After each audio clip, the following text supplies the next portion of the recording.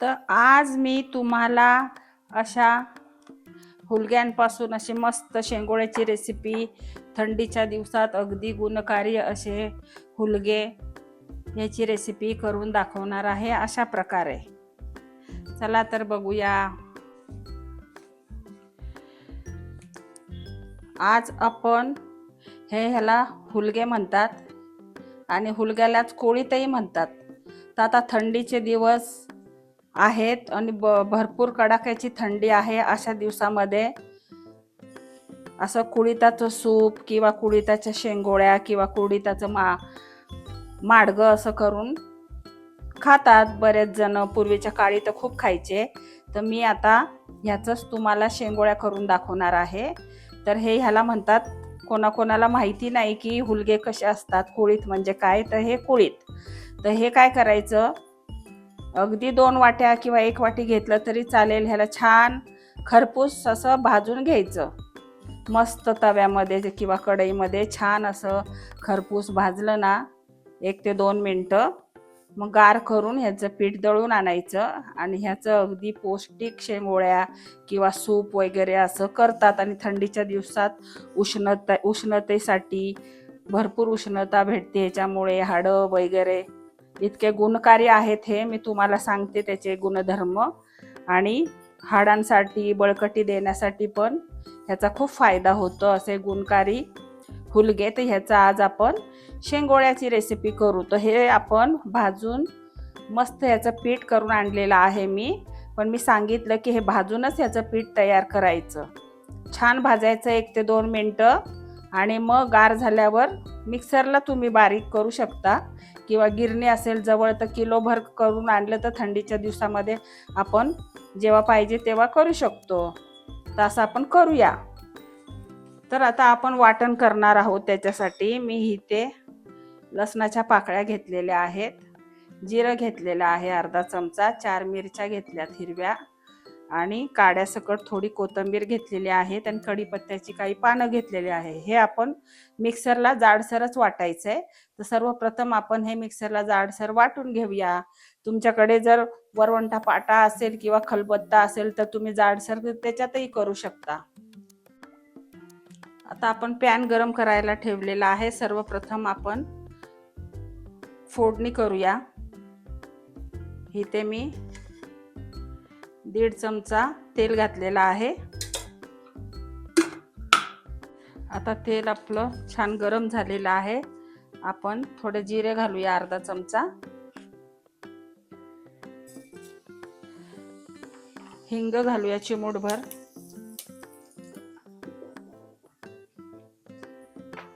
कढीपत्त्याची पाने घालूया 3-4 आणि वाटणही घातलं, अर्ध वाटण घालूया. थोडं वाटण आपल्याला पीठ मळताना लागणार आहे. अर्ध वाटण घालूया. हे असं जाडसरच वाटायचं आपल्याला आणि पाणी न घालता हे वाटण करायचं आपल्याला. हे चांगलं आपण कच्चेपणा दूर करूया लसणाचा, हिरवी मिरचीचा.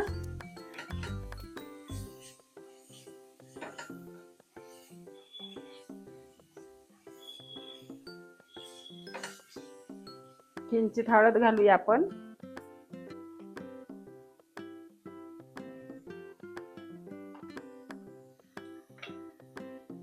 कोथिंबीर घालूया. फोडणीतच सुगंध छान येतो.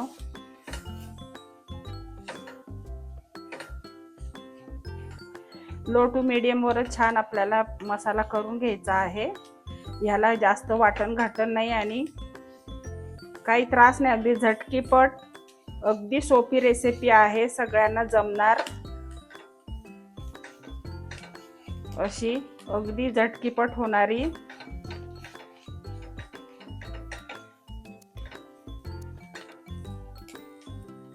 वाटण छान परतून घेतलेलं आहे. आता त्यामध्ये आपल्याला पाणी घालायचं आहे उकळण्यासाठी. मस्त भरपूर पातळच असतो हा रस्सा. अगदी सूप म्हणतात ना आपण, सूप जसं करतो ना तसं सेम. त्याच्यामुळे सूप असं घट्ट नसतंच, पातळच असतं. असं 1 तांब्याभर पाणी ओतायचं ह्यामध्ये आणि चांगलं उकळी आणून घ्यायचं ह्याला. आता ह्याच्यामध्ये आपण मीठ घालूया चवीनुसार.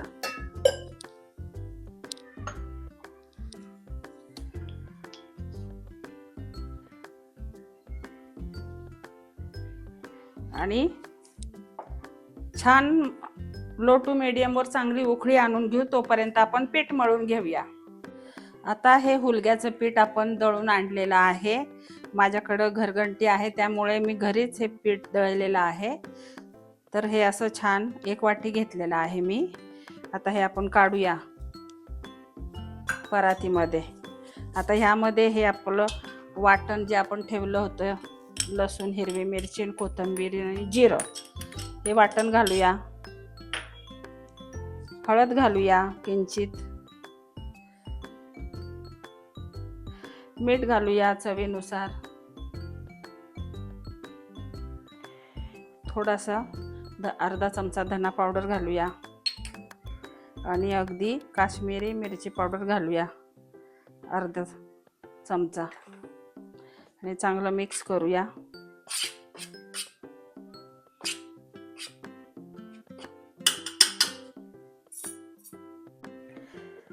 तेल घालूया अर्धा चमचा.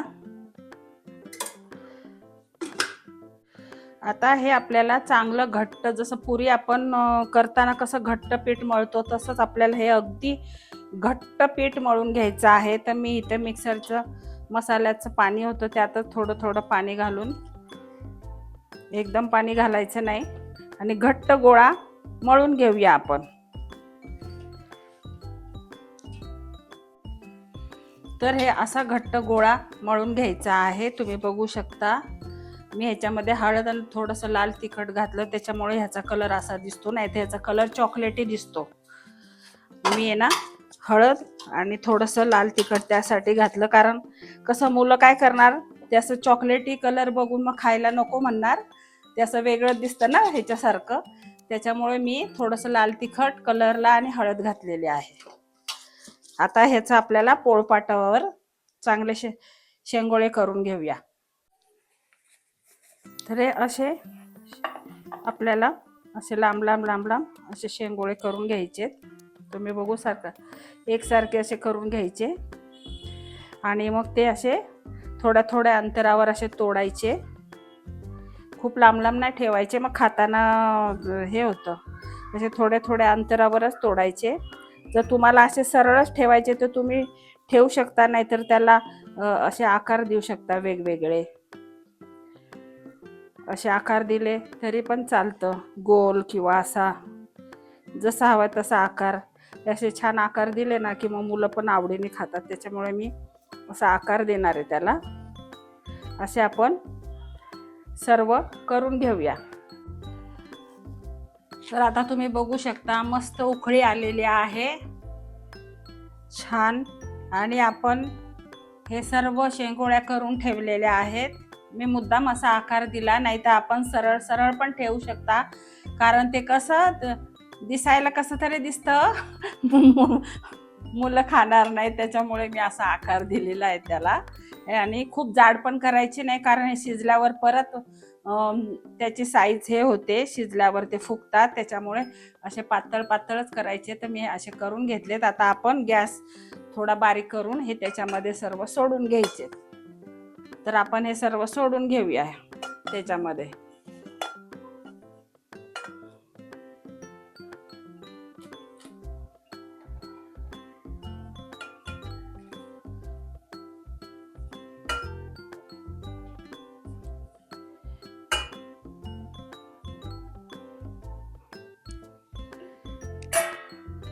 आता गॅस परत मोठा करायचा आहे आणि आपल्याला हे छान शिजून घ्यायचे, उकळून उकळून घ्यायचे चांगले. आता आपण 2 चमचे हुलग्याचंच पीठ घेतलेलं आहे, त्याच्यामध्ये थोडंसं पाणी घालून असंच पीठ घातलं तर ते खूप गुठळ्या होतील, म्हणून इथे स्लरी सारखं तयार करून घेऊया आपण.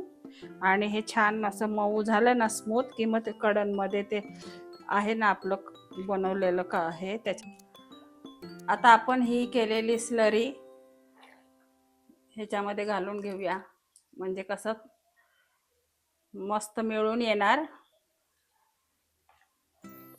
आणि छान सूप सारखं तयार होणार.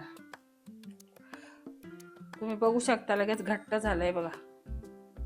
आता आपल्याला झाकण ठेवून मस्त 8 ते 10 मिनिटं आपण उकळून घेऊया वाफ देऊन. आता 8 ते 10 मिनिटं झालेले आहेत. आपण बघूया.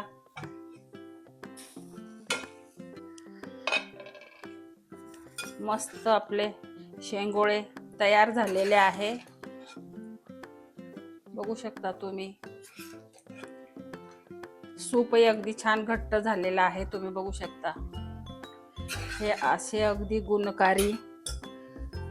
गुणकारी असे आयुर्वेदिक गुणधर्म असणारे कडधान्यामध्ये मोडतात हे हुलगे. अगदी प्रथिने अधिक असणारे, शरीरात ऊब निर्माण करणारे, आजारपणात खूप महत्त्व दिले जाते हुलग्याला. उष्णता वाढवते, शरीरात ऊब देण्यासाठी कार्यरत करते. प्रोटीन खूप प्रमाणात असतात. कार्बोहायड्रेट्सचे प्रमाण भरपूर असते. फॅट्स कमी करते. आयर्न लोहाचे प्रमाण चांगले असते. रेग्युलर सेवन करणे महत्त्वाचे आहे. घसा खवखवणे, सर्दी, खोकला, अस्थमा अशा पेशंटसाठी आराम मिळतो. थंडीचे आजार, किडनी स्टोन काढून टाकण्यासाठी, स्टोन विरघळण्यासाठी सुद्धा हुलग्याचा चांगला वापर होतो. शुगर कमी करण्यास सुद्धा हुलग्याचा मदत करते. हुलगे हृदयविकार कमी करते, वजन नियंत्रित करते, हाडे मजबूत ठेवते. असे भरपूर गुणधर्म आहेत या हुलग्यामध्ये. आणि थंडीच्या दिवसात तर आवर्जून खावेत असे हे हुलगे. हुलगे म्हटलं की कोणाला जास्त माहितीच नसतात हुलगे म्हणजे काय, म्हणून मी सुरुवातीलाच दाखवले हुलगे कसे असतात. आणि या हुलग्यापासून हे असं माडगं कोण करतात. आता मी पुढची रेसिपी तीच दाखवेल. आणि ही आता मी शेंगोळ्याची, मला बऱ्याच मैत्रिणी म्हणाल्या की शेंगोळ्याची रेसिपी दाखव, आम्हाला शेंगोळ्या येत नाही. त्याच्यामुळे आज मी ही रेसिपी केलेली आहे शेंगोळ्याची. तर अगदी गुणकारी अशा ह्या शेंगोळ्या असतात. तर तुम्ही सुद्धा अशा शेंगोळ्या करा. तुम्हाला आवडली का माझी रेसिपी? आता आपण हे काढून घेऊया. अगदी गुणधर्म भरपूर प्रमाणात असणारे हे हुलगे मी आज ही रेसिपी करून दाखवलेली आहे. थंडीच्या दिवसात आवर्जून करायचे हे. आणि किलोभर दळून आणले तर थोडे थोडे एक एक वाटी, 4 महिने थंडी असती तर करू शकतात.